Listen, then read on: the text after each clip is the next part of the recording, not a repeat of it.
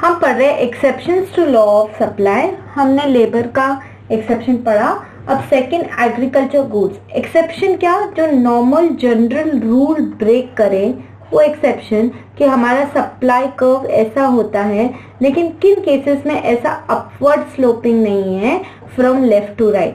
Agriculture goods, देखो agriculture goods क्यों exception बना, supply of agriculture product is influenced by natural factors like climate, rainfall, drought etcetera.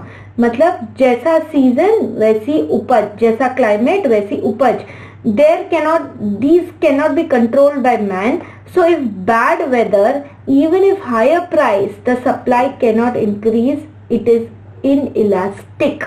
देखो normal supply मतलब law of supply क्या बोल रहा है कि प्राइस बढ़ेगी तो सप्लाई भी बढ़ेगी, लेकिन यदि बैड वेदर हो गई तो मैं सप्लाई कहाँ से बढ़ाऊंगी, भले ही प्राइस बढ़ती रहे लेकिन सप्लाई नहीं बढ़ाई जा सकती, क्योंकि सप्लाई करने के लिए आएगा कहाँ से सामान, बैड वेदर है तो फिर इतना प्रोड्यूस ही नहीं हुआ। इसलिए agriculture goods is exception to law of supply. Next, savings. Normally when the rate of interest rises, saving increases.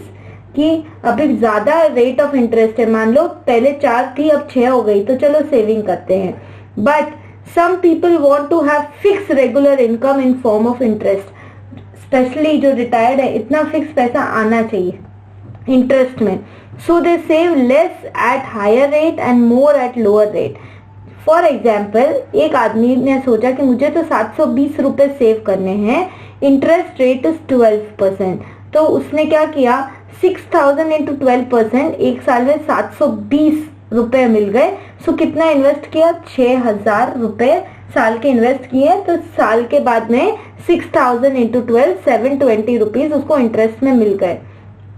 अब क्या हुआ, इंटरेस्ट रेट बढ़ गई 15%। तो कोई तो आदमी सोचेगा कि अरे ज्यादा सेव करो, इंटरेस्ट रेट बढ़ गई तो ज्यादा हमको इंटरेस्ट मिलेगा, पर इस आदमी को तो फिक्स्ड ही चाहिए, 720 मतलब 720।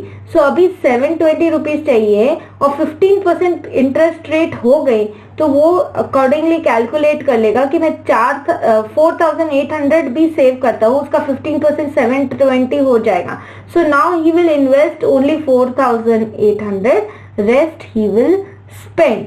सो saving is an exception to law of supply. आगे के करेंगे इन कमिंग वीडियोस।